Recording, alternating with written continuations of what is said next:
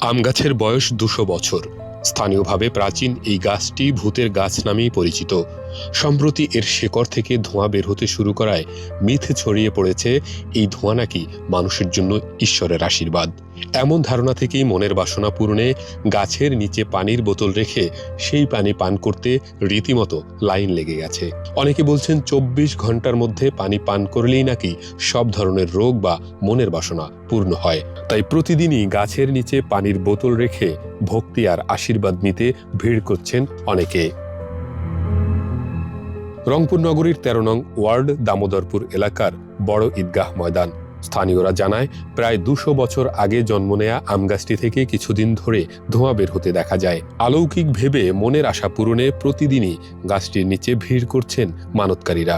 কিছু মানত করলে তো বলা যাবে না, তাই এখন এখানে থেকে শুনছি এখান থেকে পানি পড়া নিয়ে গেলে ভালো কাজ হয়, তাই আসছি। শুনি আসছি কি এখানে নাকি গাছের মধ্যে গাছের গোড়া দিয়ে একটা গাছ বেরাইছে, তার মধ্যে একটা মনে করেন প্লেটের মতন গোল হয়ে আসছে, ওখান থেকে নাকি একটা ধুমে বাড়ি হচ্ছে।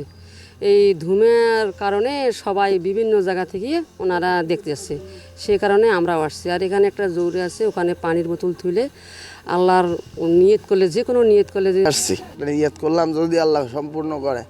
আমি একটু অসুস্থ, তো আমি ব্যবসা করি। আমাদের বাড়ি কিরেনের হাট, ও তো শুনি বলে ওইখানে পানি তুলে ভালো হয়, নিয়ত করলাম আল্লাহর জন্য আমার ভালো করে। মেলা ওষুধপাতি করছি, সেটা আজ আল্লাহর রাস্তে বোতল থইল।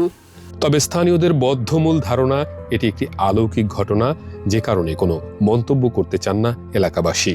কেউ বলতে পারে না, তারপরেও যে নিয়ে যায় তার কিন্তু ফলাফল হয়, ভালো হয়, রোগ ভালো হয়।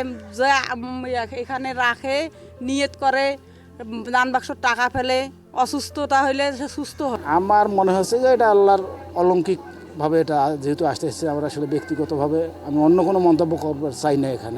এখানে টাকা পয়সা বা ঝাড়ফুঁক লাগে না, সবকিছুই হয় অলৌকিকভাবে, এমনটা বলছেন খোদ ঈদগাহ ময়দান কমিটির সদস্যরা।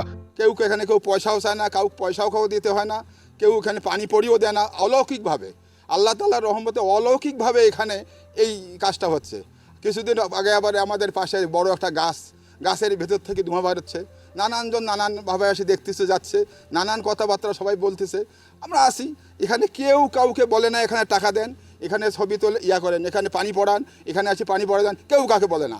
যে যার মতো আসছে, আর পানি পড়ার এখানে কোনো লোক নাই, অলৌকিকভাবে আসে, মানুষ দিচ্ছে যাচ্ছে সব আর কি।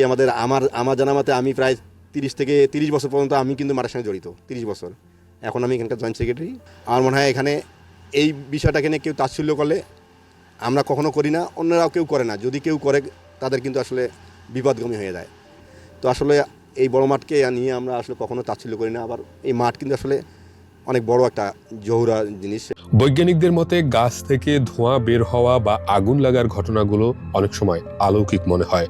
তবে গাছের ভেতরের অংশে থাকা শুকনো কাঠ বা গাছের রস থেকে তৈরি দাহ্য পদার্থ, যা বাইরের তাপ বা অন্য কোনো উৎস থেকে আগুন ধরে জ্বলে উঠতে পারে এবং ধোঁয়া সৃষ্টি করতে পারে।